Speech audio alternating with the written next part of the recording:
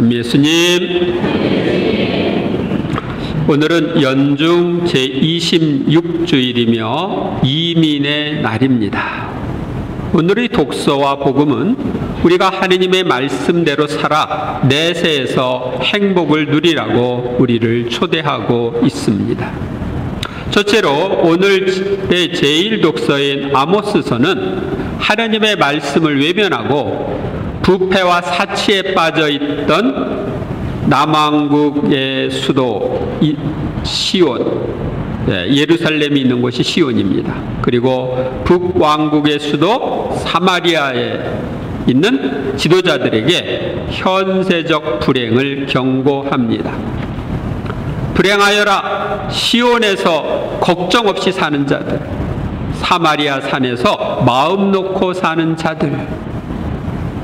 그들은 상아침상 위에 자리 잡고 안락 의자에 비스듬히 누워 양떼에서 고른 어린 양을 잡아먹고 우리에서 가려낸 송아지를 잡아먹는다. 수금소리에 따라 되자는 노래를 불러대고 다윗이나 된 듯 악기들을 만들어낸다. 대접으로 포도주를 퍼마시고 최고급 향유를 몸에 바르면서도 요셉 집안이 망하는 것은 아랑곳하지 않는다. 아모스 예언자는 회개를 촉구하는 하느님의 말씀을 듣지 않고 우상숭배, 착취, 부패와 사치에 빠져있던 남유다 왕국 또 북이스라엘 왕국의 지도자들에게 불행이 닥칠 것을 경고하고 있습니다. 여기서 요셉 집안이 망한다고 하는 것은 요셉은 아들이 에프라임, 므낫세 두 아들이 있었는데 두 아들이 북이스라엘 왕국의 중심이었습니다. 사마리아 지역을 차지하고 있는 중심 세력이었기 때문에 요셉 집안이 망한다는 것은 북이스라엘이 망한다는 뜻입니다. 그러므로 이제 그들이 맨 먼저 사로잡혀 끌려가리니 비스듬히 누운 자들의 흥청거림도 끝장나고 말리라. 예언의 말씀대로 사마리아의 지도자들과 백성들은 북왕국이 아시리아에 망하여 포로로 끌려가고 또 시온의 지도자들과 백성들도 남유다 왕국이 바빌론에 망하여 바빌론으로 사로잡혀 갑니다. 이때 제일 먼저 끌려간 사람들이 그 당시 지도자들이에요. 왜 제일 먼저 끌고 갔냐? 그냥 놔두면 또 반란 일으킬지 모르니까. 그러니까 부유한 이들, 지도자들 이런 사람들은 다 끌려가고 가난하고 보잘것없는 이들만 남겨둡니다. 그래서 이 아모스 예언이 역사적으로 이루어집니다. 둘째로 오늘의 복음에서 예수님께서는 부자와 나자로의 비유를 통하여 현세와 내세의 삶이 역전될 수도 있음을 알려줍니다. 그때 예수님께서 율법대로 산다고 자부하던 바리사이들에게 말합니다. 어떤 부자가 있었는데 그는 자주색 옷과 고운 아마포 옷을 입고 날마다 즐겁고 호화롭게 살았다. 그의 집 대문 앞에는 나자로라는 가난한 이가 종기투성이의 몸으로 누워 있었다. 그는 부자의 식탁에서 떨어지는 것으로 배를 채우기를 간절히 바랐다. 그러나 개들까지 와서 그의 종기를 할곤 하였다. 부자는 좋은 옷을 입고 좋은 음식을 먹으며 호화롭게 살았지만 가난한 나자로는 종기투성이의 몸으로 굶주리며 살았다는 것을 보여줍니다. 자신의 것을 가난한 이들과 나누지 않고 자기만을 위해서 사용한 부자가 어떻게 될지를 그 다음은 이야기하고 있습니다. 그러다가 그 가난한 이가 죽자 천사들이 그를 아브라함 곁으로 데려왔다. 부자도 죽어 묻혔다. 부자가 저승에서 고통을 받으며 눈을 드니 멀리 아브라함과 그의 곁에 있는 나자로가 보였다. 그래서 그가 소리를 질러 말하였다. 아브라함 할아버지, 저에게 자비를 베풀어 주십시오. 나자로를 보내시어 그 손가락 끝에 물을 찍어 제 혀를 식히게 해 주십시오. 제가 이 불길 속에서 고초를 겪고 있습니다. 그 당시 이스라엘 백성들은 죽은 후의 세상을 쉐올이라고 불렀습니다. 이 쉐올은 모든 죽은 이들이 가는 곳인데 우리말로 얘기하면 저승입니다. 이 저승은 의인들이 거처하는 장소인 아브라함의 품과 악인들이 불로 고통을 당하는 게헨나로 나누어진다고 보았습니다. 그리고 이 두 영역의 주민은 서로 볼 수 있으며 의인들이 누리는 기쁨을 볼 때 악인들의 고통이 더욱 커진다고 생각했습니다. 그래서 그들의 그 생각을 비유로 예수님이 말씀하시는 것입니다. 그러자 아브라함이 말하였다. 얘야, 너는 살아있는 동안에 좋은 것들을 받았고 나자로는 나쁜 것들을 받았음을 기억하여라. 그래서 그는 이제 여기에서 위로를 받고 너는 고초를 겪는 것이다. 현세와 내세의 삶이 역전될 수도 있음을 알려줍니다. 예수님께 대한 사랑으로 우리가 현세적인 것을 자제할 때 우리는 천국에서 더 큰 행복을 누릴 수 있다는 것을 알아야 합니다. 천상의 책이라는 곳에 보면 이런 말씀이 있습니다. 현세에서 나에 대한 사랑으로 쾌락을 자제하는 사람에게 그것이 얼마나 사소한 쾌락이건 그 하나하나에 대하여 나는 후세의 낙원을 하나씩 더 얹어준다. 그러므로 이 세상에서 하나의 만족을 덜 취하면 저 세상에서 하나의 낙원을 더 얻게 된다. 우리가 주님께 대한 사랑으로 현세적인 쾌락을 자제하면 하늘에서 뭘 얻어요? 낙원을 하나 더 얻는다. 따라 영혼은 이 세상에서 삼가하는 것이 많을수록 천국에서 그만큼 더 많이 소유한다.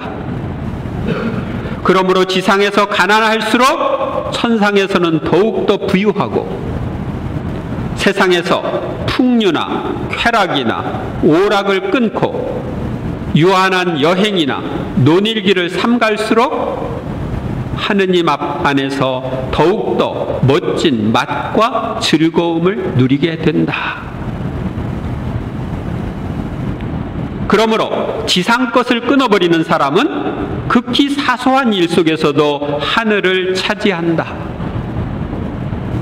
따라서 멸시를 받을수록 나중에는 더욱더 존경을 받고 작을수록 더욱더 커지고 복종할수록 더욱더 지배하게 된다. 다른 모든 것도 이와 같다. 하지만 사람 중에서 누가 하늘에서 어떤 것을 영원히 차지하려면 땅에서 그것을 삼가야 하리라고 생각하겠느냐? 거의 아무도 그렇게 생각하지 않는다. 우리는 이 세상에서도 잘 먹고 잘 살고 쾌락을 누리면서 살고 천국에서도 더 큰 행복을 누리며 살기를 원합니다. 그런데 그렇게 될 수가 없습니다. 왜 그럴까요? 내가 이 세상 것을 많이 차지하기 위해서 거기다 온 마음을 쓰면 쓸수록 천상 것을 차지하고자 하는 마음이 그만큼 줄어들죠. 세상 것으로 꽉 차 있으면 천상 것이 나를 차지할 수가 없어요. 그렇기 때문에 내가 천상에서 그만큼 행복을 못 누리는 거예요. 여러분이 아침에 주일날 일어났는데 친구가 전화를 왔어. 야, 오늘 날씨도 좋은데 놀러 가자. 근데 오늘 성당에 가야 돼. 미사도 하고 또 보구사도 하고 그래야 돼. 그럴 때 주님께 대한 사랑 때문에 주님을 위해서 내가 친구가 놀러 가자고 하는 걸 자제하고 성당에 오면 천국에서 낙원 하나를 더 얻는 겁니다.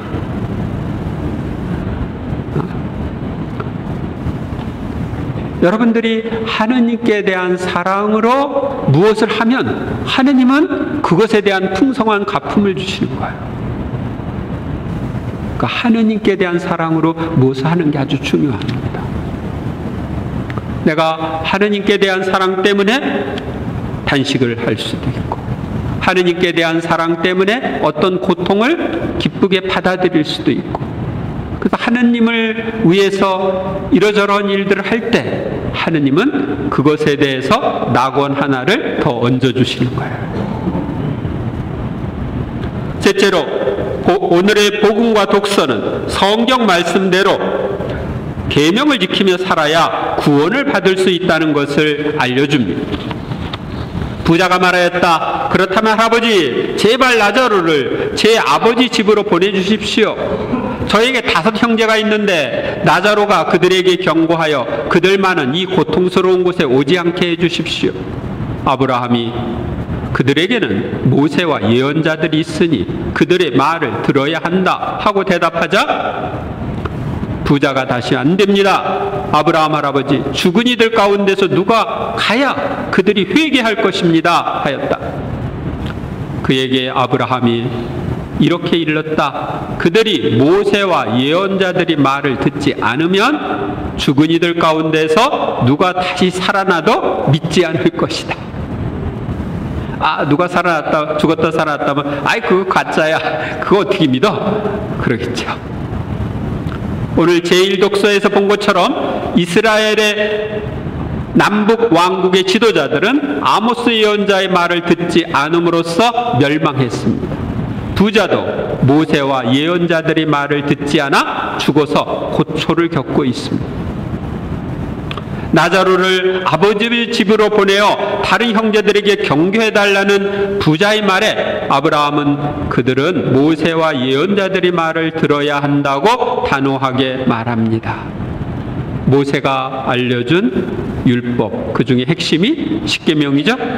또 예언자들이 그 하느님 말씀대로 살지 않는 이들에게 회개하라고 알려줬는데 그것을 들어야 된다는 것입니다. 모든 계명의 요약은 뭡니까? 하느님 사랑과 이웃 사랑입니다. 그래서 하느님 사랑과 이웃 사랑의 삶을 우리가 살아야 하는 것입니다. 오늘의 제2독서인 디모데후서도 하느님의 사람인 우리가 어떻게 살아야 영원한 생명을 얻는지를 알려주고 있습니다. 하느님의 사람이여 의로움과 신심과 믿음과 사랑과 인내와 온유를 추구하십시오. 믿음을 위하여 훌륭히 싸워 영원한 생명을 차지하십시오. 바오로 사도는 디모데에게 믿음을 위하여 훌륭히 싸워 영원한 생명을 차지하라고 말합니다. 우리는 믿음을 위하여 새 원수인 마귀와 육신, 세속 정신과 싸워서 승리해야 합니다. 옛날에는 삼구 전쟁이라고 했어요. 새 원수와의 전쟁, 마귀, 세속, 육신. 마귀의 유혹 싸워서 물리쳐야 되고, 세속 정신, 세속 정신대로 세속에 빠져서 살도록 유혹을 하는데 거기에서도 싸워서 승리해야 되고, 육체적 욕망, 쾌락 추구 이런 것과도 싸워서 우리는 승리해야 영원한 생명을 풍성히 누릴 수 있습니다. 우리 주 예수 그리스도께서 나타나실 때까지 흠없고 나무랄 데 없이 계명을 지키십시오. 우리는 영원한 생명을 얻기 위해서는 흠없고 나무랄 데 없이 계명을 지켜야 한다고 성경은 말합니다. 우리 인생의 목적지는 어디입니까? 천국입니다. 우리는 하느님의 품에서 왔다가 다시 하느님 품으로 돌아가야 할 사람들입니다. 우리 모두 계명에 따라 살아 영원한 생명을 누려야 하겠습니다. 오늘 본 기도에서 우리는 이렇게 기도했습니다. 전능하신 하느님 크신 자비와 용서를 베푸시고 끊임없이 은총을 내려주시어 약속하신 그곳으로 저희가 달려가 영원한 행복을 누리게 하소서. 저는 걱정이 하나 있습니다. 지금은 제가 사제로서 이렇게 떵떵거리며 얘기하는데 천국에 가서 거꾸로 되면 어떡하나.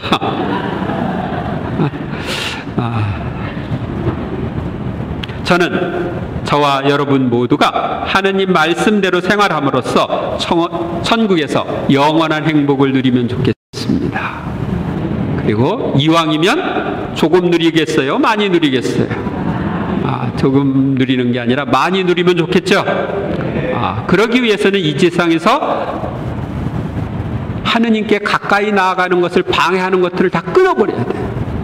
그걸 물리치고 하느님을 향해서 앞으로 나아가야 돼요. 하느님께 대한 사랑 때문에 더 기도해야 되고, 하느님께 대한 사랑 때문에 더 참아야 되고, 더 봉사해야 됩니다. 내가 하느님께 대한 사랑으로 한 행위는 하느님이 다 갚아주시기 때문입니다. 그것도 하늘에서 내가 하나 절제하는 것에 따라서 낙원 하나를 더 얹어준다니까 이게 얼마나 비교할 수 없는 갚음이에요. 이번 한 주간 동안 여러분 모두가 하느님을 사랑하는 마음으로 하느님 말씀대로 생활하는 한 주간이 되시기를 바랍니다.